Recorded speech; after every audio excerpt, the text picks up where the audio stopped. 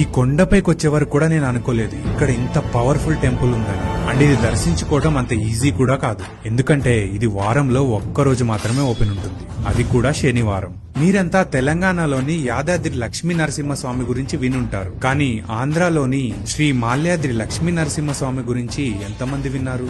ఇక్కడికి ప్రతి శనివారం చుట్టుపక్కల రాష్ట్రాల నుంచి కూడా ఎన్నో వేల మంది వస్తుంటారు. ఈ ఆలయంలో ఒక గొప్ప విశేషం కూడా ఉంది. ఇక్కడి కొండపై ఉన్న అమ్మవారిని దర్శించుకోవడానికి ఇలా రెండుగా చీలిన కొండల నడుము నుంచి మెట్ల దారిలో నడవాలి. ఇక్కడ వింతేంటంటే ఇంత చిన్న దారిలో కూడా ఎంతటి లావువారైనా వెళ్లగలరు. ఇక్కడి ఆలయ స్థల పురాణం ఎంతో గొప్పది. మహావిష్ణువు శ్రీ మహాలక్ష్మితో భూలోకంలో విహరించాలని కోరి తన వనమాలను పర్వతాకారం దాల్చమని కోరాడు. అప్పుడు ఆ వనమాల మాల్యాద్రిగా వెలిసిందని పురాణం. నిజంగా మనం ఈ కొండపై నుంచి చూస్తే కొండలన్నీ ఒక మాలలా ఏర్పడినట్లు అనిపిస్తుంది. ఇక్కడ అగస్త్య మహాముని తపస్సు చేశాడని, తన తపస్సుకు మెచ్చి స్వామివారు ఎర్రని జ్వాలగా ప్రత్యక్షమయ్యి జ్వాలా నరసింహుడిగా వెలిశాడని ప్రసిద్ధి. ఇక్కడ ఒక శనివారం మాత్రమే భక్తులకు దర్శనమిచ్చి మిగతా రోజుల్లో స్వామివారిని ఋషులు మునులు సేవించుకుంటారని పురాణం. ఇంతటి చరిత్ర ఉన్న ఈ ఆలయాన్ని మీరు అస్సలు మిస్ అవ్వద్దు. ఈ టెంపుల్ హైదరాబాద్ నుంచి 360 కిలోమీటర్స్ అండ్ నెల్లూరు నుంచి 160 కిలోమీటర్స్ వస్తుంది.